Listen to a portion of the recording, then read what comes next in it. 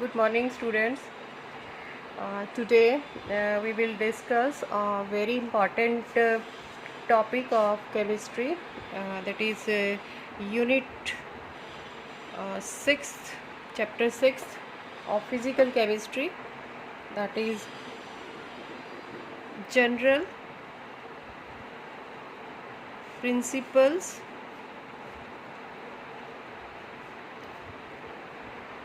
and Process of Isolation of Elements. This chapter mainly deals with extraction of metals from their ores,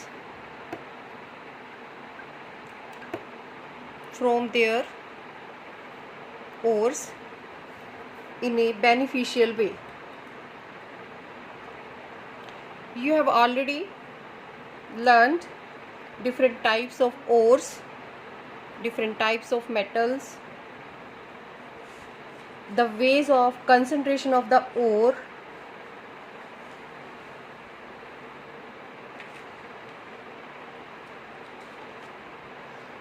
various ways you have already discussed about concentration of the ore.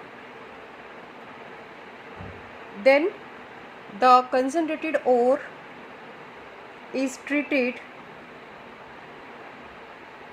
to convert into metal oxides,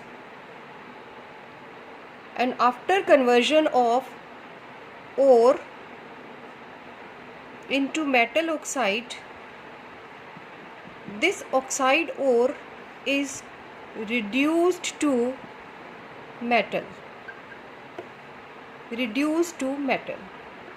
So our today's topic is based on this point, that is, we have to convert metal oxide into metal. That is, metal oxide, it is treated with a suitable reducing agent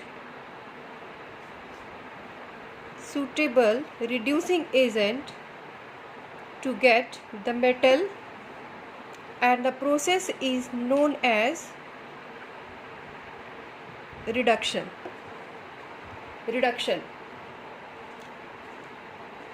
Metal oxide is reduced to metal by using a suitable reducing agent. The choice of reducing agent depends on reactivity series. Choice of reducing agent depend on reactivity series of the metal. Reactivity series of the metal. Let me discuss a part of the reactivity series, and that part is, let's suppose I am taking the metals lithium, let potassium,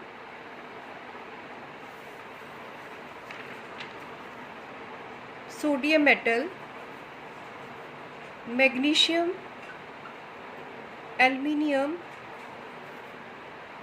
manganese, let zinc, chromium, iron, tin, lead, copper,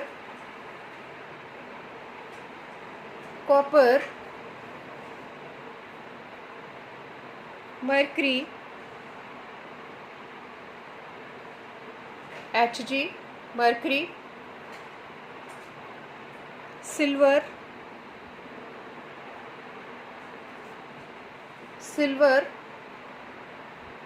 gold and platinum. These metals, lithium, sodium, potassium, manganese up to aluminium, these are most reactive metals, you know very well. These are most reactive metals.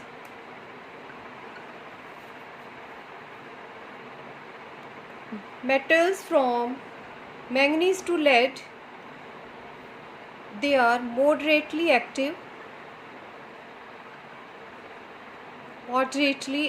metals. And copper, mercury, silver, gold, platinum, these are least active metals. You know very well, least active metals.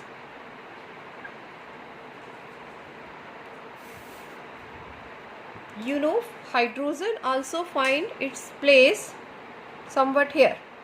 So I am not writing the hydrogen, but I am discussing only with the metals.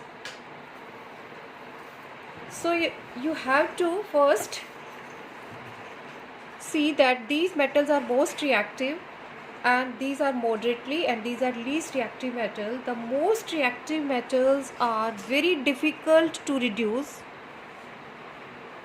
They are very difficult to reduce.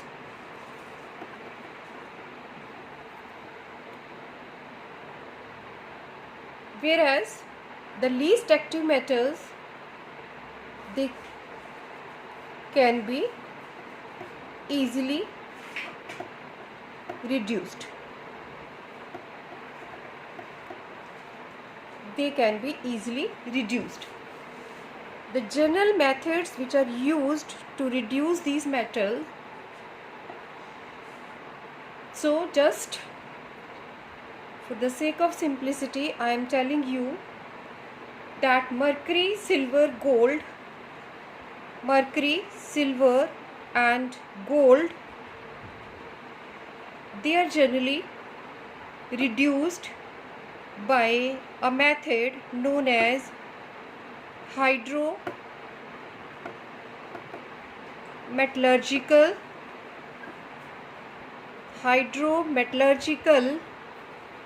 method, which we discuss later on. Lead and copper, which are, I am writing lead and copper, generally they are reduced by a method known as self-reduction.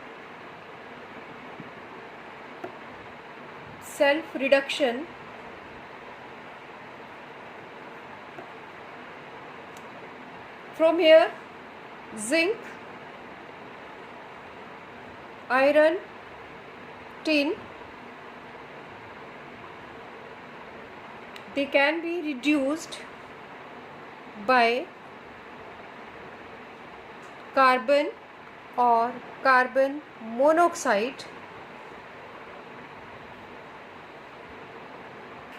Lead can also be reduced by carbon monoxide as well, because lead is basically exists in two forms, low grade and high grade. High grade lead has more concentration of lead, so can be reduced by this method, whereas low grade lead, which have low concentration of lead, can be reduced by self reduction, which is a comparatively easy method. Now another important, chromium and manganese. See here, chromium and manganese, these metals, they have high melting point. So these metals, they are reduced by alumino aluminothermite process. Aluminothermite process. Aluminothermite process. Now the most active metal, they are very difficult to reduce, so they can only be reduced by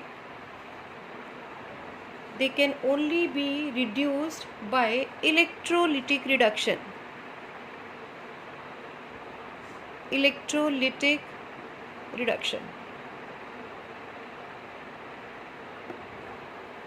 So when we have the oxide of these metal, we have different ways to reduce them. The oxide of these metal, they are reduced by electrolytic method. Manganese, chromium, they have high melting point, so reduced by aluminothermite process. Tin, iron, zinc, they are reduced by carbon monoxide. Lead can also be reduced by this, depending on whether it is high grade or low grade. And very less reactive metal, they are reduced by hydrometallurgical method.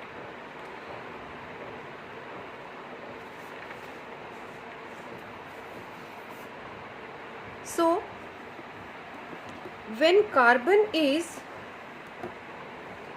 used as a reducing agent, when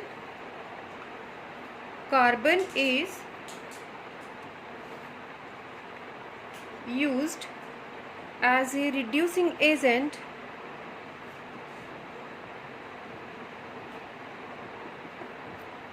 so it is obvious that carbon combined with the metal oxide to form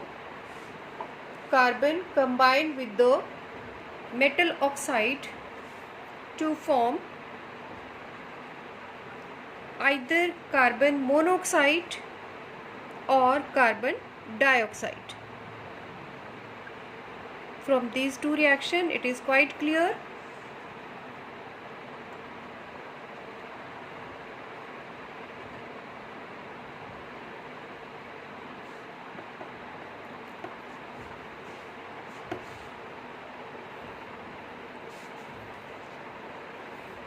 For example, carbon is used to reduce zinc oxide to metallic zinc, and carbon monoxide is released. Generally, heating is required for a metal oxide to be reduced to its metal form. The temperature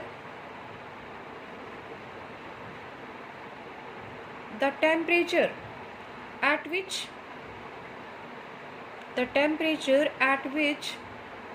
metal oxide will get reduced to metal can be predicted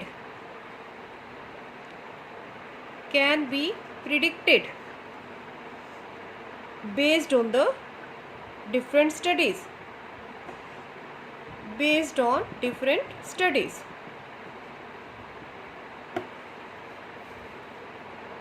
And this comes under a branch of metallurgy called pyrometallurgy.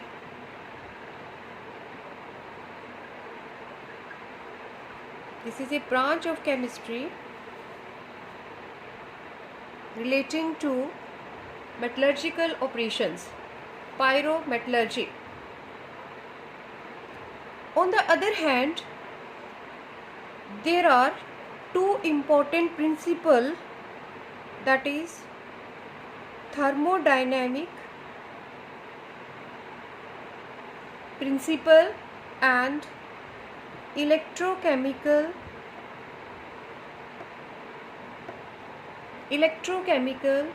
principles. They help to choose a suitable reducing agent for the reduction of metal oxide. Two important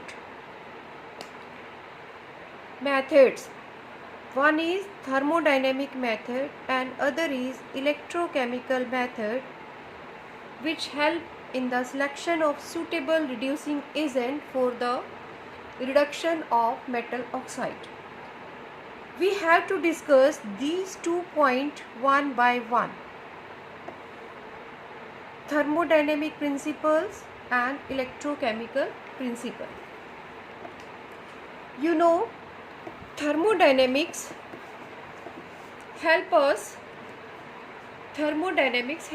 in understanding the variation in temperature required for the reduction of metal oxide and to predict which element will suit as a reducing agent for a given metal oxide. The Gibbs free energy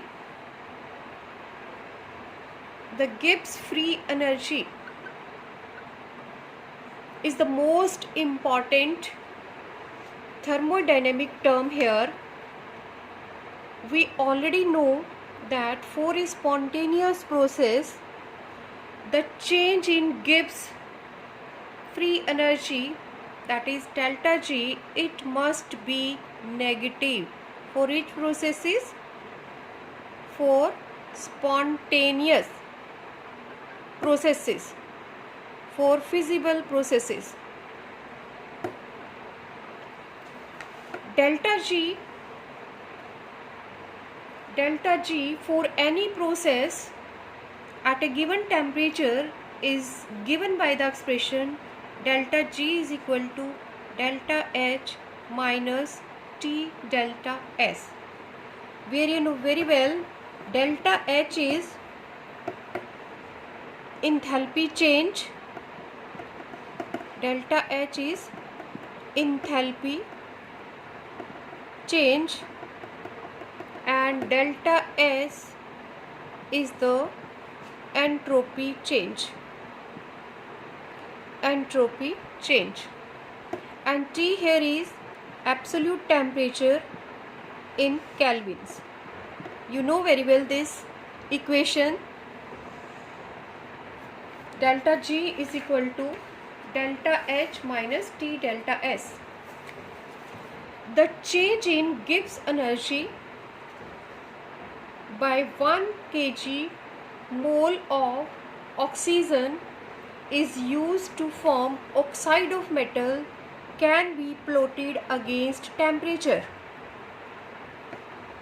Delta G at standard condition is represented by this symbol delta G naught.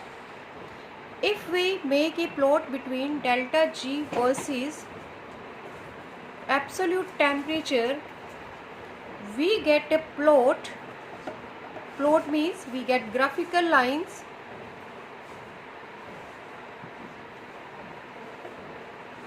This graphical representation, that is having a plot of delta G naught versus temperature, is known as a very important diagram, that is known as Ellingham diagram.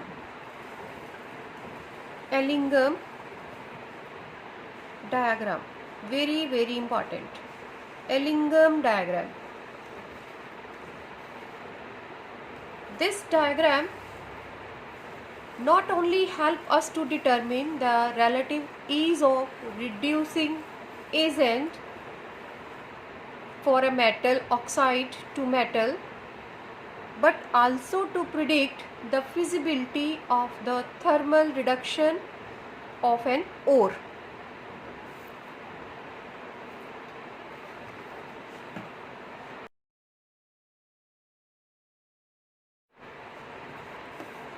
An Ellingham diagram normally consists of plot of change in Gibbs free energy versus temperature, absolute temperature, delta G naught versus temperature for the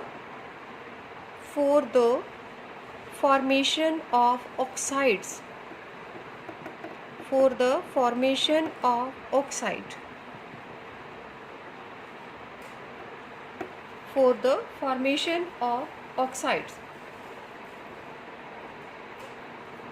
An Ellingham diagram for oxides have several important features. Let's look at them one by one. The first feature of Ellingham diagram is that the graph for most metals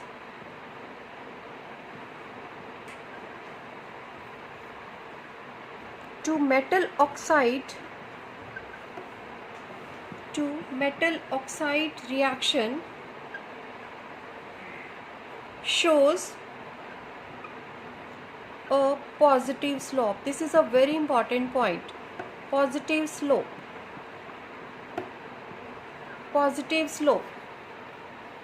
Very important. That is, positive slope is there. I am discussing. Let we consider a reaction such that formation of an oxide of a metal M. Let we have a metal M in solid state. It combined with the oxygen to give rise to MO. When we balance it, 2MO. Oxygen is gas, MO here, let it is solid. And you know very well that combustion reactions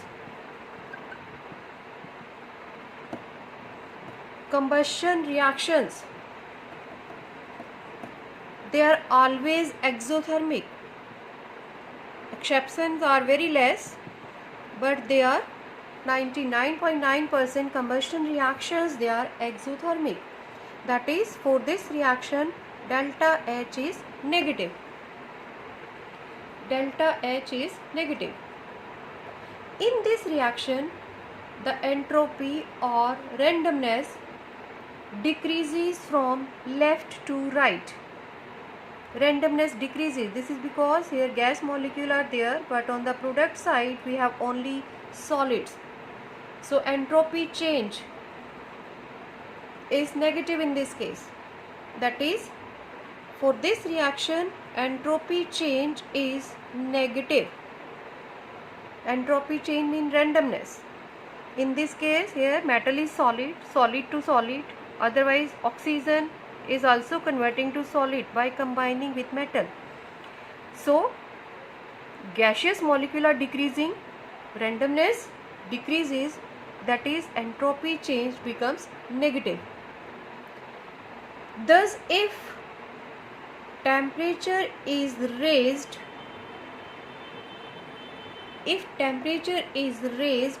then T delta S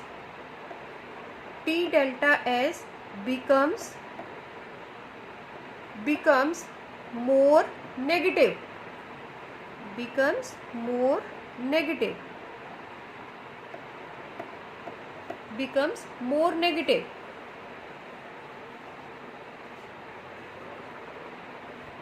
Or in other words, you can say that delta G,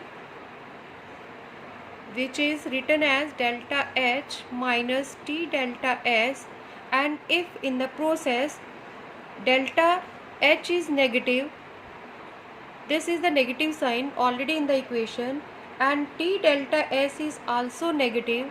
So what happens? This whole value, it becomes positive. So now if this negative value of delta H, if delta H dominate over this T delta S value, then only delta G will be negative and the reaction will be spontaneous.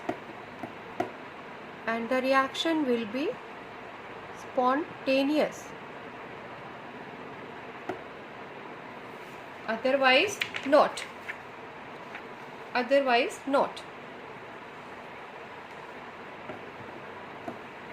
Now, second important feature is that Gibbs energy changes.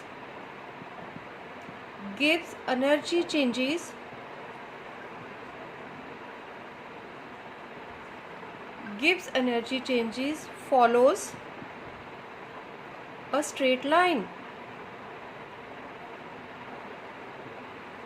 Follows a straight line.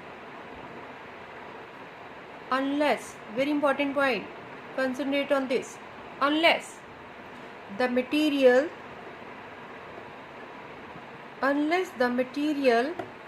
melts or vaporizes,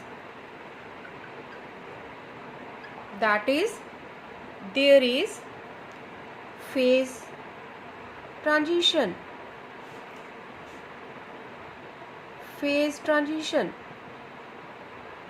That is, either metal is converting into solid to liquid, or metal is converting from liquid to gas.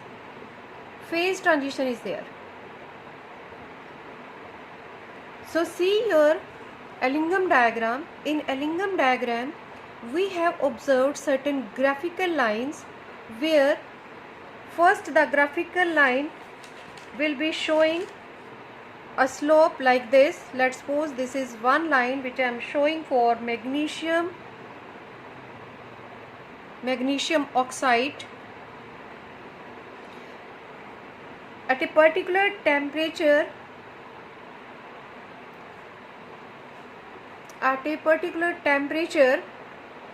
delta G naught versus T graph for magnesium oxide graph from the Ellingham diagram, it appears like to be straight line up to 1473 Kelvin, and thereafter there is a increase in slope. This point where there is a change in curve, this point represent the phase transition. That is, metal, it may get converted here into the liquid state, and when it converted to liquid state, entropy increases, so a positive slope is there like this. So in the graphical line, in the Ellingham diagram, wherever such bends are there, they are representing phase transition.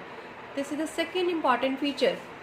So another example I can take in this second feature is the graphical line for zinc oxide conversion. This line changes around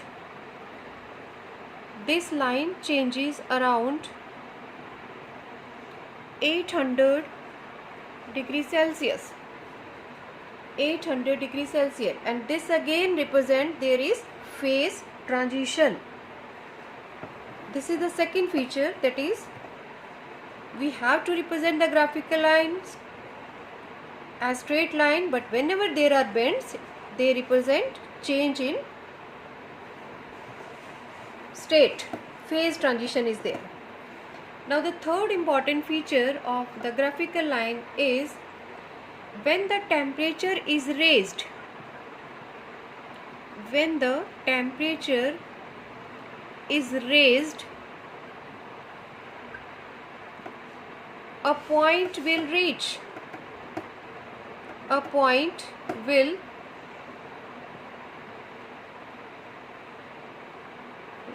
reach where the graph crosses. Where the graph crosses the line delta G equal to 0.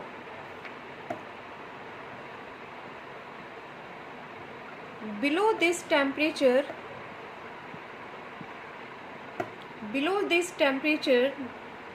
the free energy of formation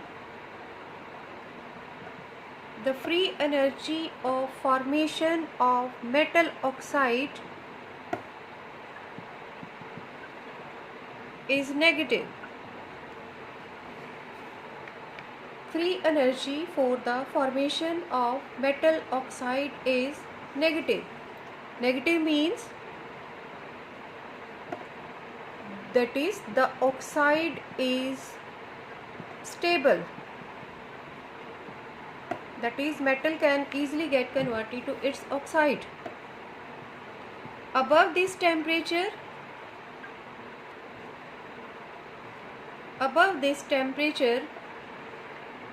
the free energy of formation of oxide is positive. That is, above this temperature, the oxide become unstable.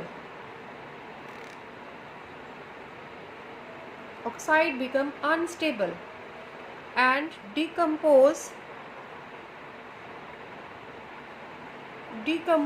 to metal and dioxygen, O2.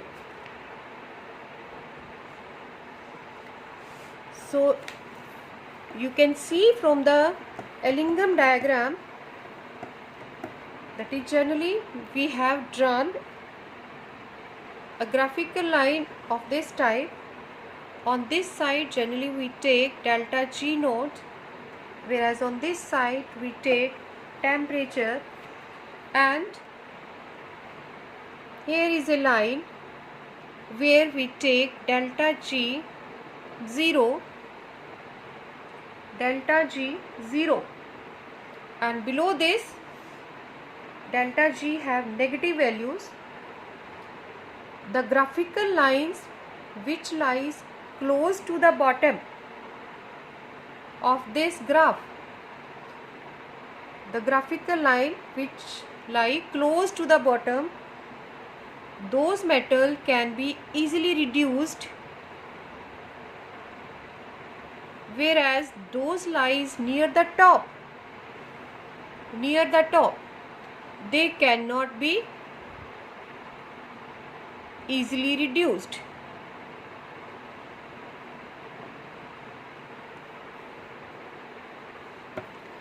So further I am explaining that another important feature here which I want to discuss, that any metal will reduce, this is very important, any metal will reduce an oxide of another metal,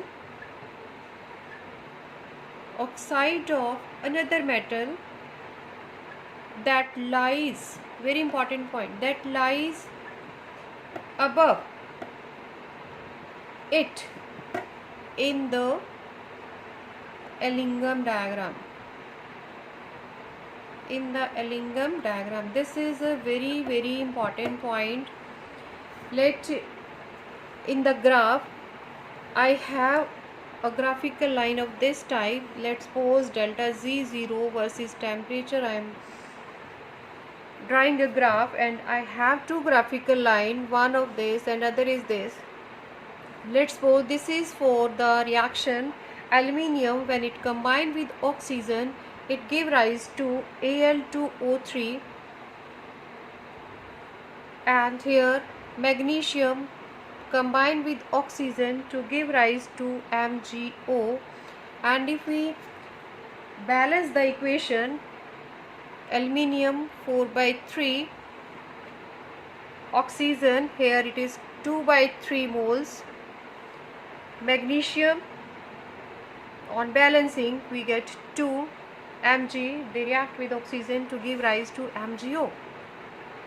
From the graph, very easy to read which one is the reducing agent better for the other. So in this you see that aluminium is lying above and magnesium is lying below.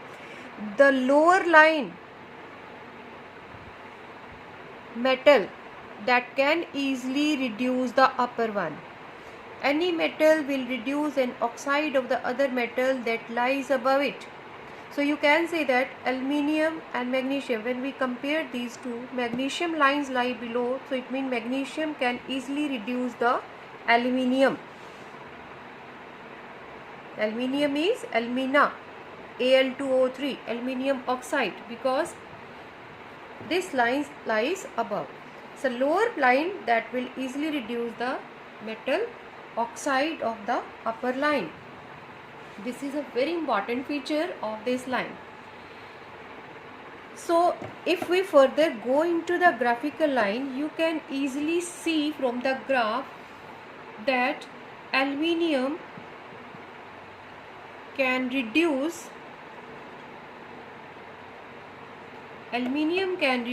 oxide of iron, oxide of chromium, oxide of nickel in a well-known thermite reaction.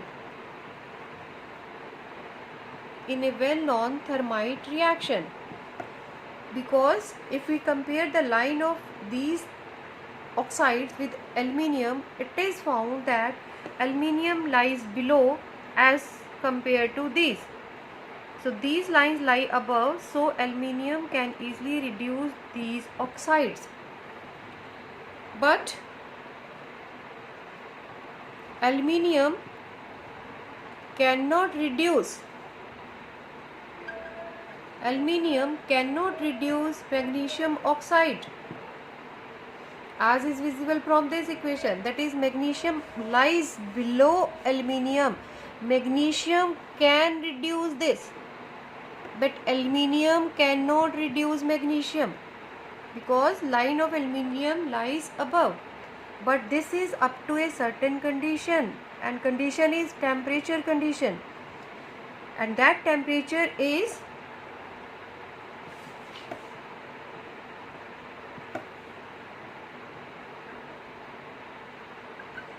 1500 degrees Celsius. So ध्यान देंगे. Clear? So in this case you can see that below 1500 degrees Celsius temperature, the line of aluminium lies above. But after this temperature, what happens? There is phase transition in magnesium, and after phase transition, the line of magnesium goes above. At how much temperature? Approx this temperature. The line of magnesium goes above. Now this is the line of magnesium, and now line of aluminium comes below. So after this temperature, you can say aluminium can reduce magnesium oxide. So a very important question in chemistry.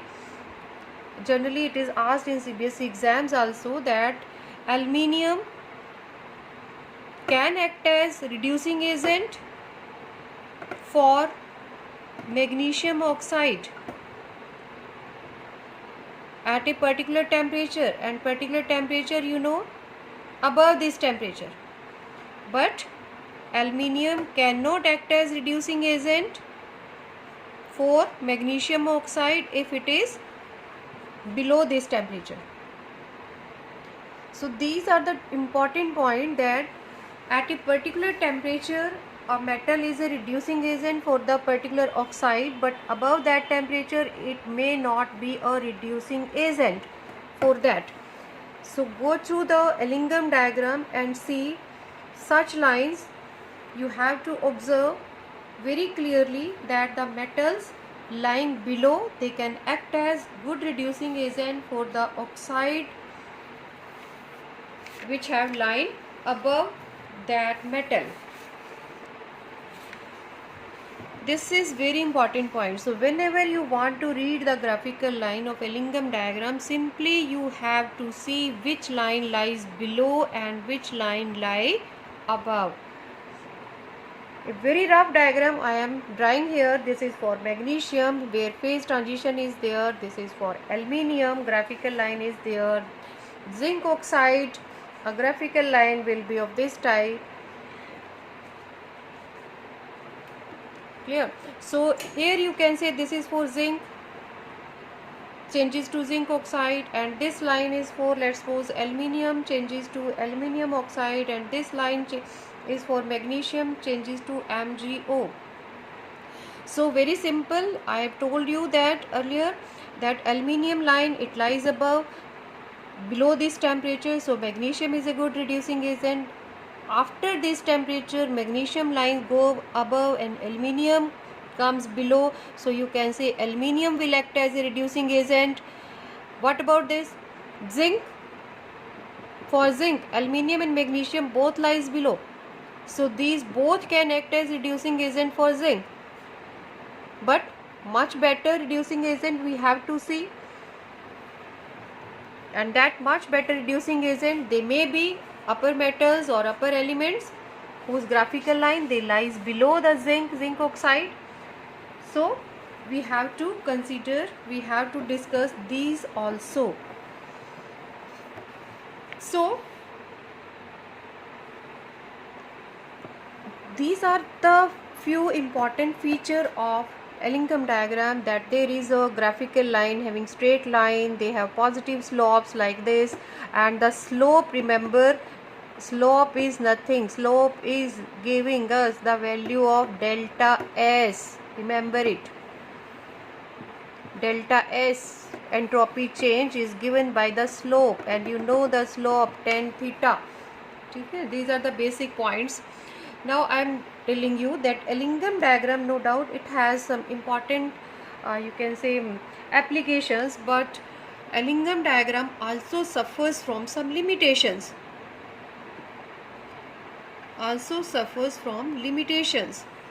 and one of the limitation of Ellingham diagram is that they assume that the reactant and product, they are in equilibrium, which is not often true. Another limitation is that although they indicate whether a reaction can occur or not, they don't say anything about the rate of reaction, that is how fast or how slow is the reaction,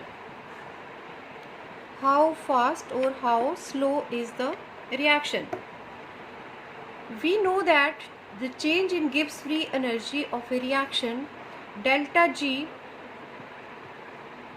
is a measure of the thermodynamic driving force that make the reaction to occur. For a spontaneous process, delta G is negative, and for a non-spontaneous process, delta G is positive. It can be seen that for a reaction where change in entropy is positive, the reaction is spontaneous. Important point, the reaction is spontaneous at a sufficiently high temperature.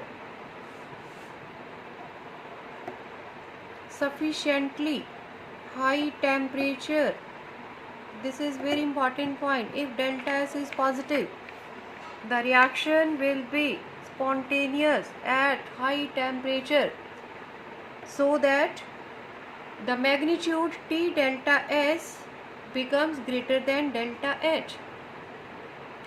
If the reactants are in equilibrium with the product, the change in Gibbs free energy can be expressed in terms of equilibrium constant also.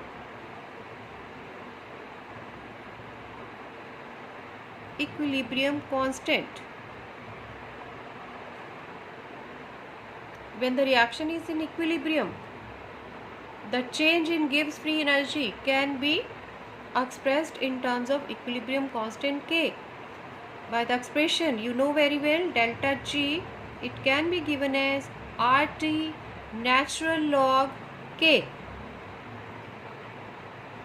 RT natural log K.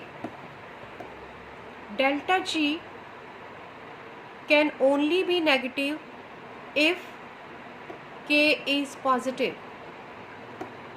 If K is positive, only then delta G can be negative. This can happen if the reaction proceeds in the forward direction, that is, reactant combine to give products. It is important to note that two independent reactions, very important point, two independent reactions can be coupled,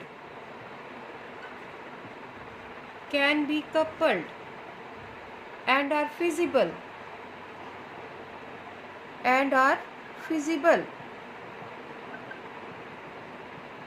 provided the overall delta G for the reaction is negative. Most of the biological reactions, they proceed in a coupled way, in a coupled fashion. Coupled fashion means when we have, let a reaction A changes to B and C changes to D. For one reaction, delta G is highly negative. For the other reaction, delta G is highly positive. But when these reactions are allowed to proceed simultaneously in a coupled fashion, what happens? It has high negative delta G, it has positive G, but when we couple these two, the resultant delta G becomes negative. And if such a case is there, then both the reaction, they become spontaneous. This coupling of reaction is particularly useful for reduction of oxides of metal as well. Let we have a equation metal XO combined with carbon as a reducing agent, we get Xm plus CO. In metallurgy, the metal oxide is reduced with a reducing agent to get metal. So what happens during reduction? I am writing few reactions to understand the process of reduction. During reduction,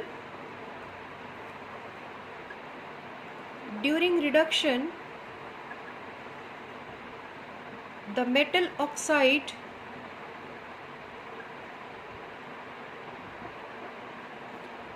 decomposes as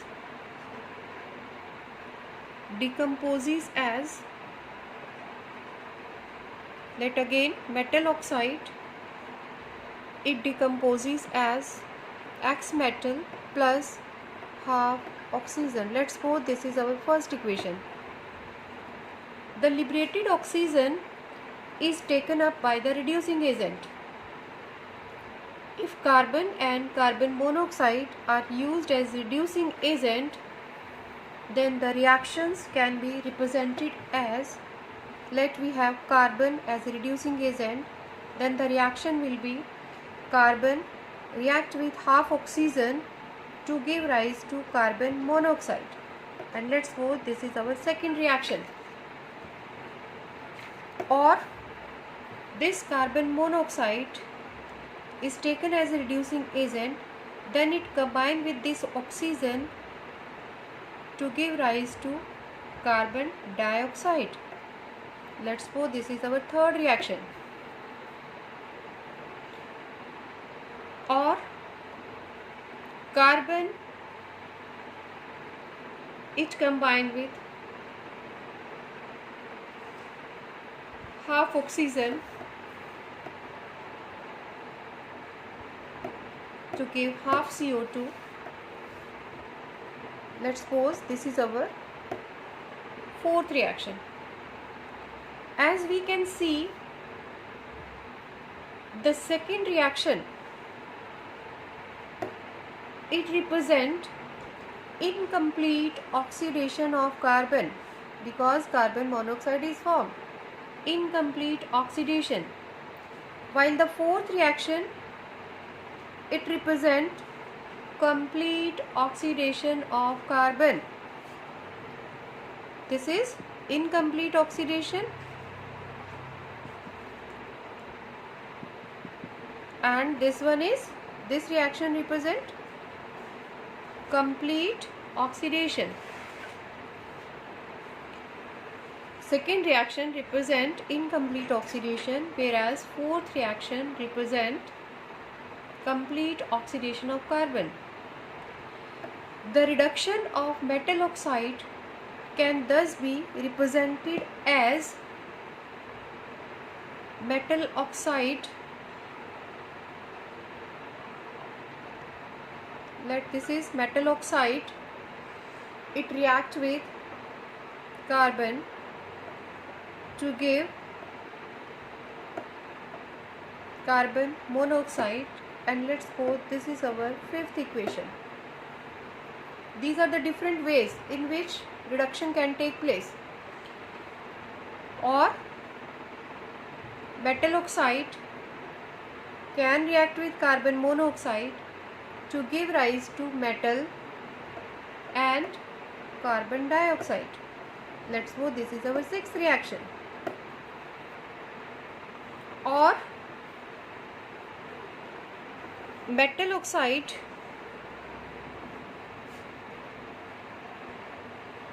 react with half carbon to give Xm plus half CO2.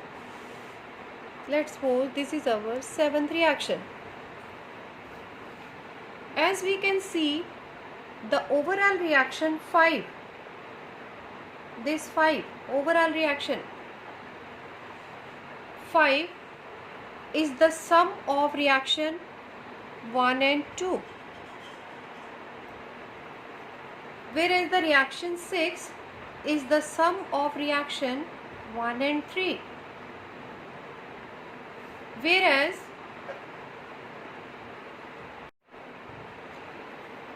the seventh reaction, it is the sum of reaction 1 and 4.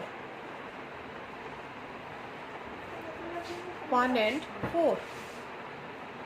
Now, if the overall value of delta G is negative for these coupled reaction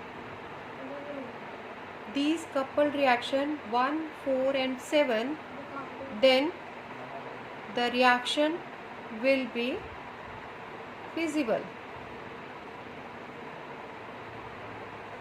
If the overall delta G is negative for these reactions, then these all will be feasible.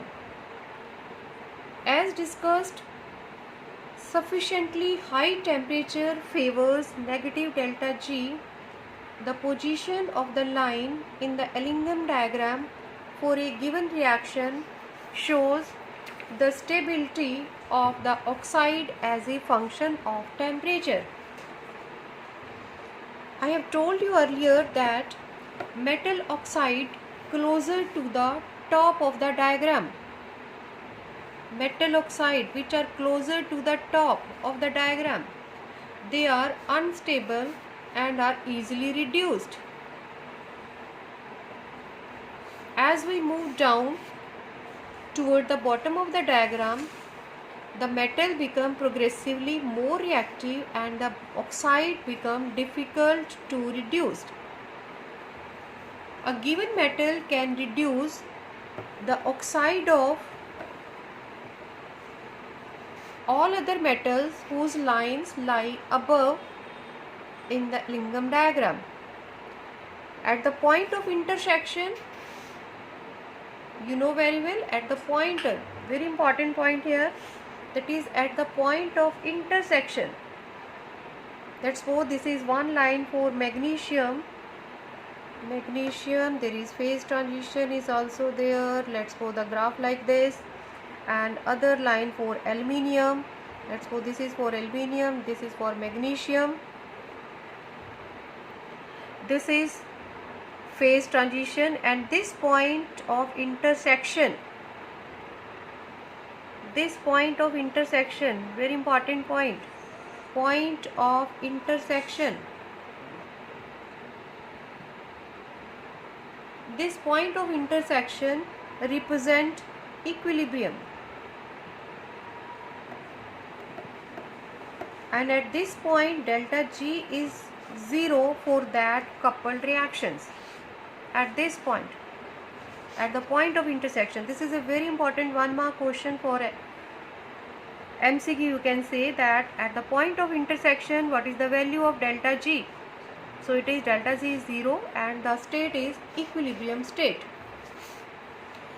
Thus we can say easily that magnesium can reduce alumina below a particular temperature 1273, and magnesium cannot reduce alumina after this. Further we can see that the line corresponding to the formation of carbon monoxide is sloping downward. Line for the formation of carbon monoxide is sloping downward.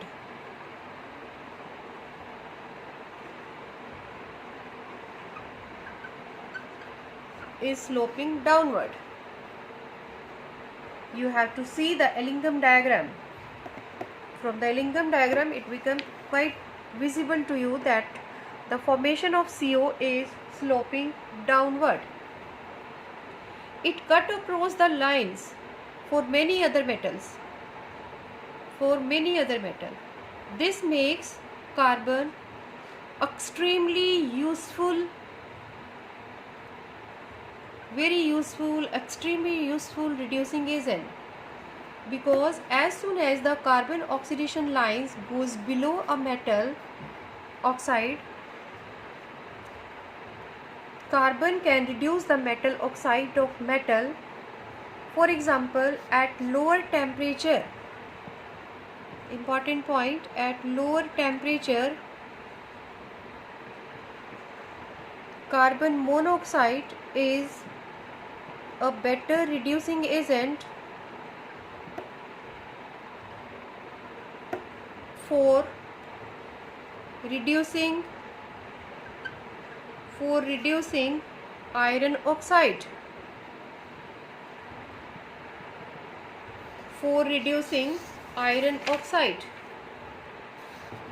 Very important point. At lower temperature, again 1 mark question for MCQ. At lower temperature, carbon monoxide is a better reducing agent for reducing iron oxide.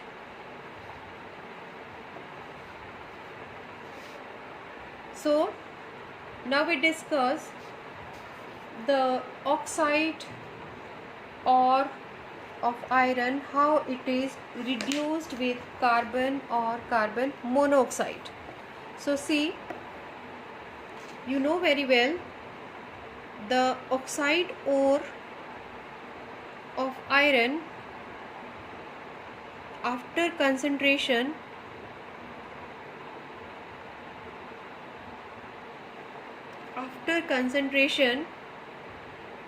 by different methods and further roasting, calcination, the ore, that is oxide ore, it is mixed with limestone and coke and sent to blast furnace.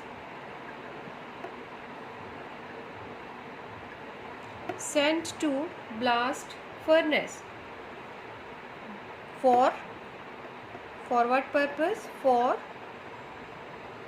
reduction of what? Oxide of ore of iron to metal. Here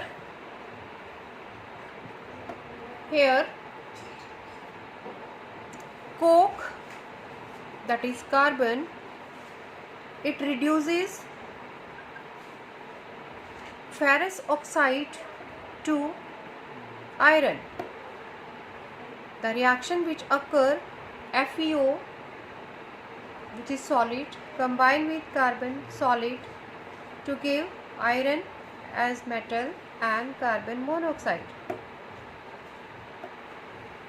This reaction is a combination of two simple reactions, and those two simple reactions are, first,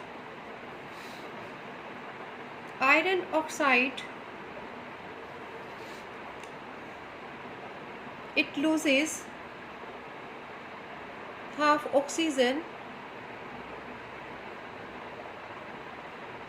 and delta G for this reaction can be represented, that is FeO changes to Fe. This is the Gibbs free energy change for this reaction.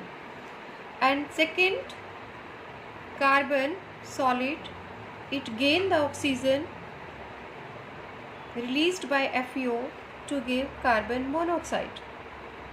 This is also gas, this is gas, and delta G for this reaction can be represented, delta G carbon, carbon monoxide.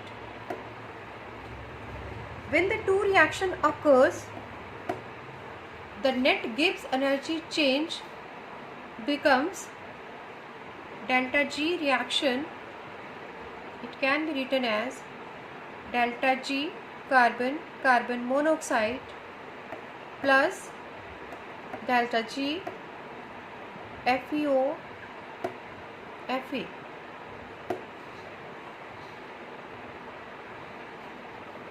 Conversion.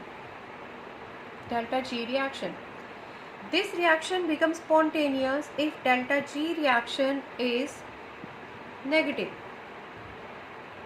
Ellingham diagram are useful in predicting the conditions, under which a metal ore can be reduced to metal. It gives Ellingham diagram gives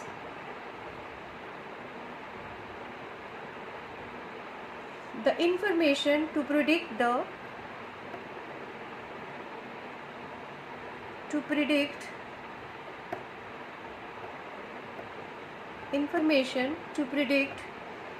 the equilibrium temperature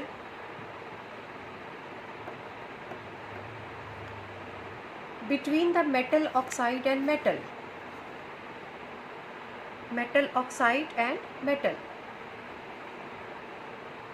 If a graph is plotted for standard Gibbs free energy change delta G naught versus temperature in Kelvin scale for both these reactions, then it will go upward. The graphical line will move upward for the reduction of FeO to Fe. So once again you have to see the Ellingham diagram. You will notice that conversion of FeO to Fe line, it moves upward, but downward line is observed for oxidation of carbon to carbon monoxide. Go through the Ellingham diagram and observe these two lines. FeO, Fe goes upward and carbon to carbon monoxide goes downward. From the graph we can see that at a temperature above 1073 Kelvin, carbon reduces iron oxide to iron, but itself undergoes oxidation to form carbon monoxide. Thus carbon monoxide oxidation line, carbon monoxide, this oxidation line crosses crosses the iron oxide iron reduction line and then remains below it. Let us apply this concept to the extraction of iron in a hot blast furnace. In the furnace, iron oxide is reduced at different temperature. In the blast furnace,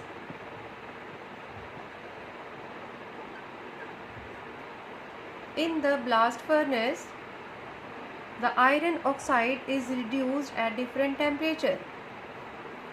Iron oxide ore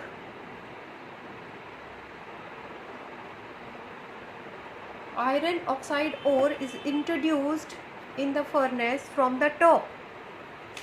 It is introduced and the blast furnace somewhat like have appearance like this. Somewhat like this appearance is there for the blast furnace.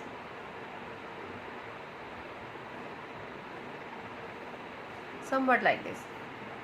And the iron oxide ore, it is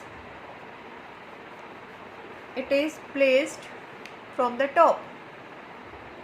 At the same time, coke is burnt at the lower portion. Coke is burnt.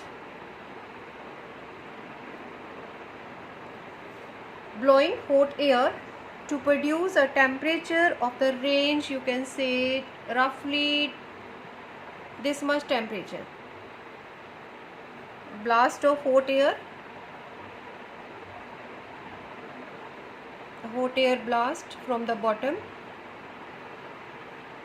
At this hot air blast, burn the carbon and produce this much temperature. When the coke burns, it produces carbon monoxide and the heat produced during the process moves upward. Heat will move upward.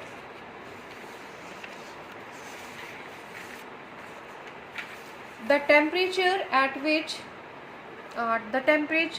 the top of the furnace is comparatively lower and the iron oxide like Fe3O4 and Fe2O3 get reduced to FeO at different stages. This corresponds to intersection points in the curve which we have just discussed. The reaction which is taking place is carbon, that is coke, it burns in presence of hot air to produce carbon monoxide and heat is liberated. This carbon monoxide CO, it moves upward. CO is moving upward and from the top we are supplying iron oxide. This iron oxide come in contact with CO and get reduced like this, that is Fe2O3 changes to ferric oxide, changes to ferroxide and carbon dioxide is produced. Similarly, ferroxide further reduced by carbon monoxide to give rise to FeO along with carbon dioxide. Carbon dioxide. These are the reactions which are taking place in blast furnace. We discussed again these two later on. So these are the just basic reactions which are taking place in the blast furnace. Now we have to discuss how iron oxide get reduced to iron at different temperature ranges. Now different temperature ranges are, this is important point, at 500 to 800 Kelvin temperature, that is at lower temperature range, carbon monoxide acts as a good reducing agent. The iron oxide like this, for the oxidation of carbon monoxide to carbon dioxide, then for the oxidation of carbon to carbon monoxide. In the blast furnace, the hematite ore, that is Fe2O3, is reduced by carbon monoxide by the reaction which we have just written. Fe2O3, carbon monoxide, it gives 2Fe.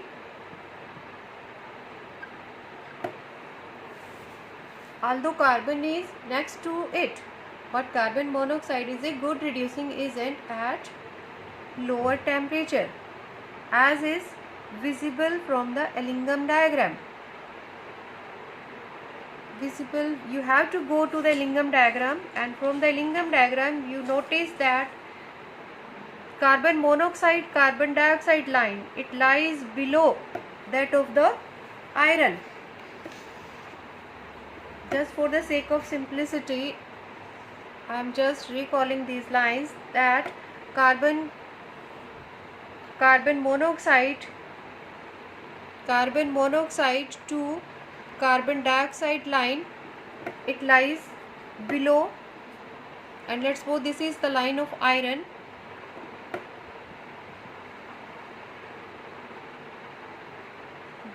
Okay, thereafter let carbon to carbon monoxide line, carbon to carbon monoxide, let's suppose it lies like this, carbon to carbon monoxide.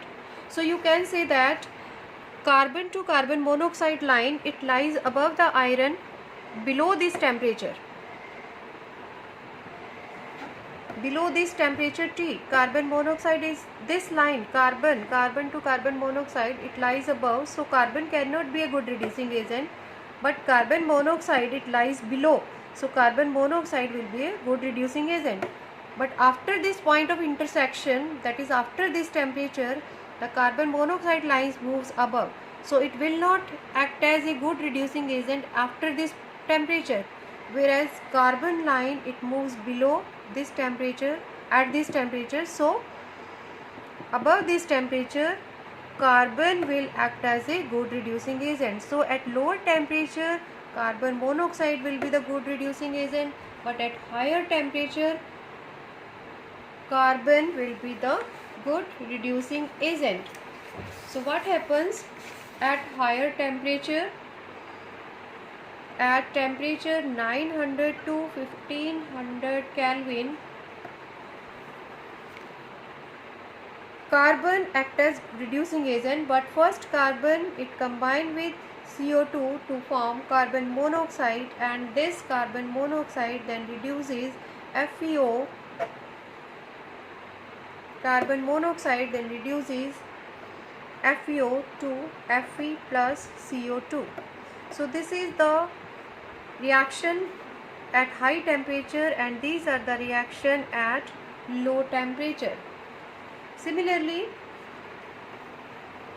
I have told you earlier that from the top ore along with carbon and some silica, that is sand, is also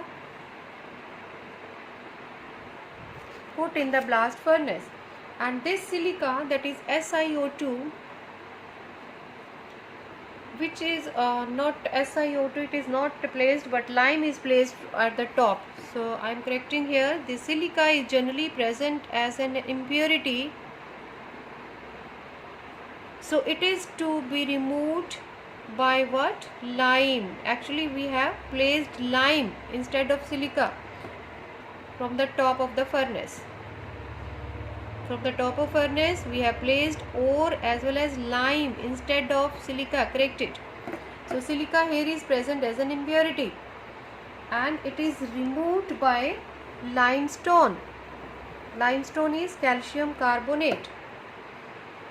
Limestone, which is calcium carbonate. So at a high temperature this calcium carbonate changes to calcium oxide, and this calcium oxide, which help in the removal of silica, it act as a flux, and silica, which is an impurity, it is known as gangue,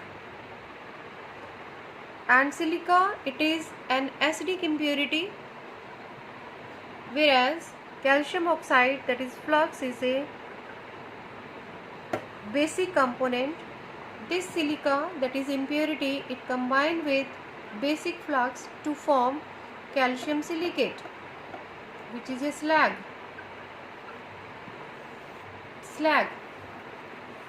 which is non-fusible and it can be easily removed from the bottom of the furnace. It can be easily removed from the bottom slag. The molten iron, after reduction, the molten iron which we get, it contains 4% carbon along with other impurities. Such an iron is known as pig iron. Then the pig iron is mixed with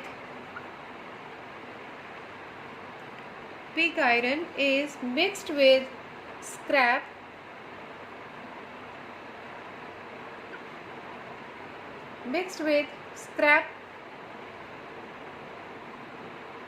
iron and coke and heated further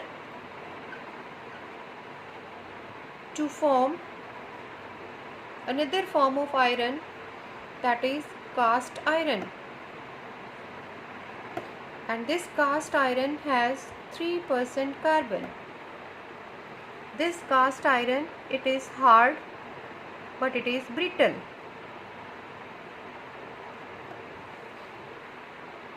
Cast iron is then heated in a reverberatory furnace.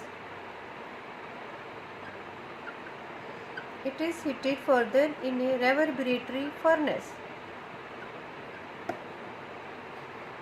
This furnace, it is lined with hematite.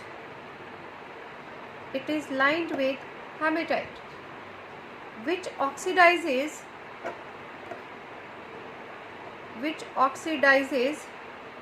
carbon to carbon monoxide, and we get another form of iron, that is wrought iron,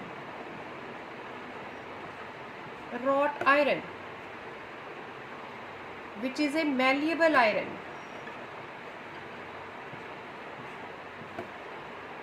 And it is the very important purest form of iron. This is again 1 mark question for MCQ. Name the purest form of iron. It is the wrought iron. Wrought iron is the purest form of iron. In this process, limestone is added to remove impurities in the form of slag. Limestone means lime, because calcium carbonate get converted to calcium oxide on heating and we get calcium silicate in the form of slag. This metal, that is wrought iron, then it is removed and separated from the slag by passing through rollers. So these are the basic points during extraction of iron. Now we take the step regarding extraction of copper.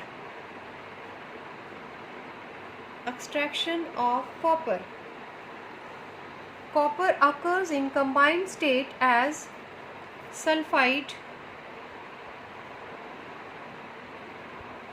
oxides and carbonates.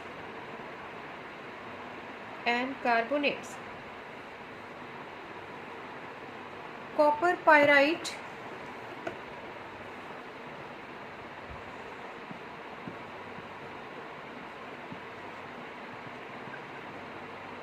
or chalcopyrite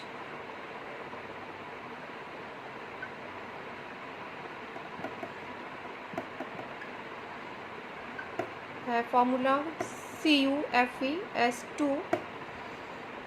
Copper glance like Cu2S, that is copper sulfide. These are its sulfide ores. These are the sulfide ores. Whereas cuprite, that is copper oxide, its oxide ore. Malachite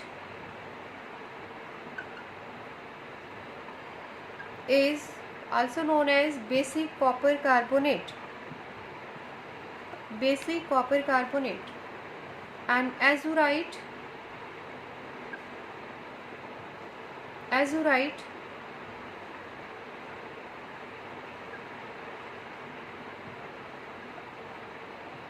these are the carbonate ores. From the Ellingham diagram, we can see the line of cuprous oxide, this line of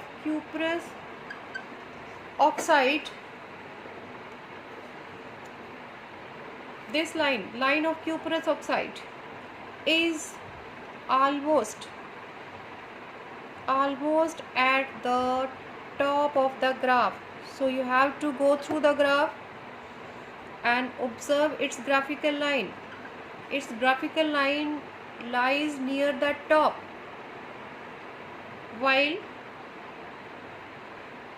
the line for conversion of carbon to carbon monoxide and carbon to carbon dioxide are much lower. They are much lower. Particularly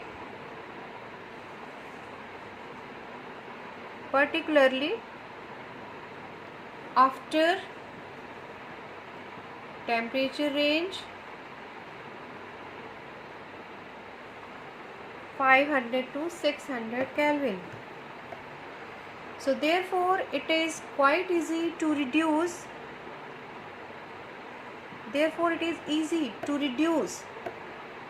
What? Copper oxide to copper. By what? By carbon, because carbon lies below cuprous oxide line. So the reaction which may take place during reduction is cuprous oxide with carbon. It gives rise to copper and carbon monoxide.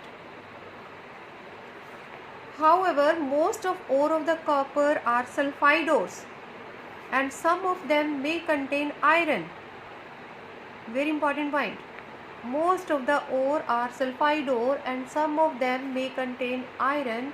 Hence, the sulfide ore are first roasted to give oxide. The oxides are then reduced by carbon, and when we do the reduction with carbon, the process is known as smelting to get the metallic copper.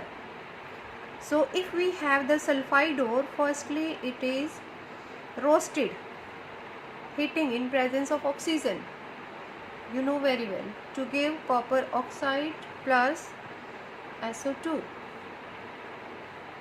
Then copper oxide is reduced with carbon to give copper along with carbon monoxide. In practice,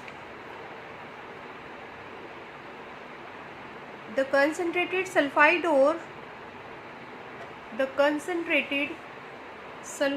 ore containing iron is mixed with silica. In this case we use silica, and in the iron metallurgy we use lime. Remember it. Here we have to mix the silica, SiO2, and heated in the reverberatory furnace. During this process, most of the iron sulfide is converted into iron oxide, which then combine with most of the iron sulfide get oxidized to iron oxide, and this iron oxide then further combined with silica to form slag, iron silicate. Iron silicate. The copper is produced in the form of copper matte. Very important. Copper is produced in the form of copper matte.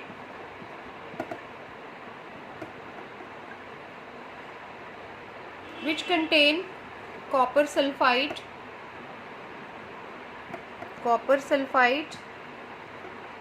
along with iron sulfide.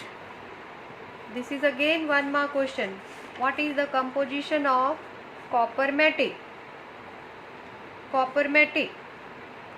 Copper sulfide, that is Cu2S, copper sulfide along with iron sulfide. This mixture is known as copper matte. Again important question. The molten matte is now converted to, it is taken to Bessemer converter. Bessemer converter provided with lining of silica.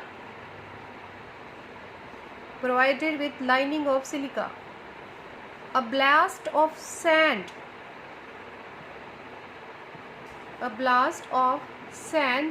and hot air.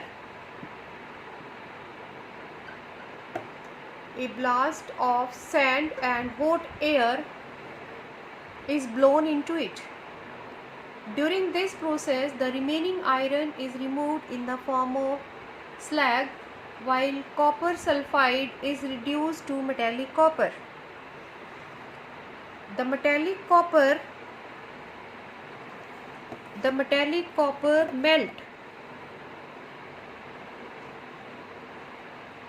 The metallic copper at this much high temperature, it melts and sinks to the bottom.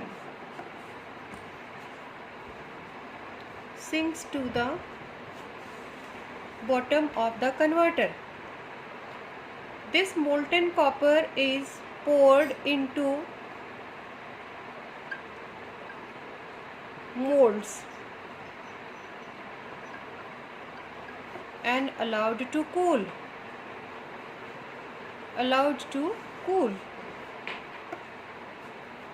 On cooling,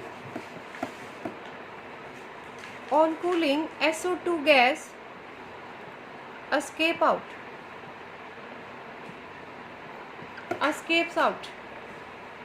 As a consequence, the copper so obtained has blister appearance.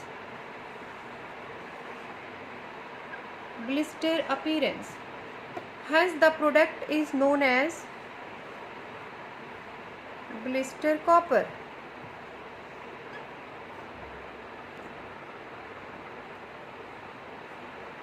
This blister copper, it contains 98% copper and is further refined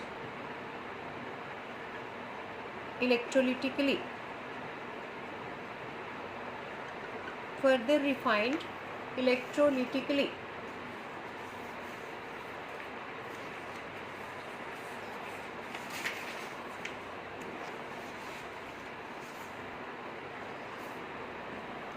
After extraction of iron and copper, let we proceed toward extraction of zinc.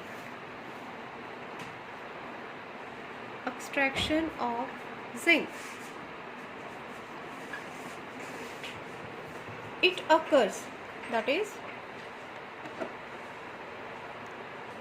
extraction of zinc.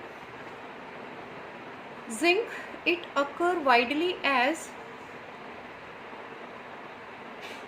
sulfide or zinc sulfide, also known as zinc blende.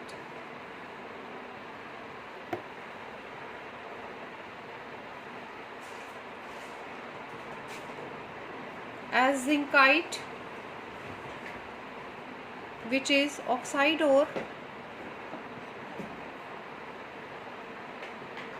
ZNO, or carbonate ore, also known as calamine.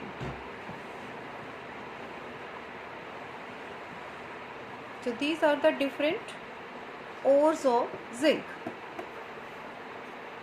As can be seen from the Ellingham diagram, again you have to go through the Ellingham diagram and see the graphical line. You observe the reduction of zinc oxide to zinc.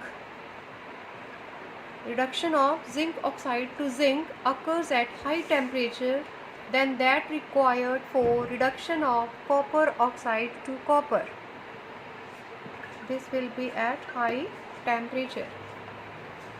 And coke is reduced for the reduction of zinc oxide. Zinc oxide reacts with coke at approx 473 Kelvin temperature to give zinc and carbon monoxide. The zinc metal which we get is then distilled off. Again, this is an important MCQ question for CBSE. Zinc is distilled off and is collected by rapid chilling. Rapid chilling. The zinc in this case obtained, it is 97% pure. 97% pure. And it is known as zinc spelter. So this is the end of our first part, that is thermodynamic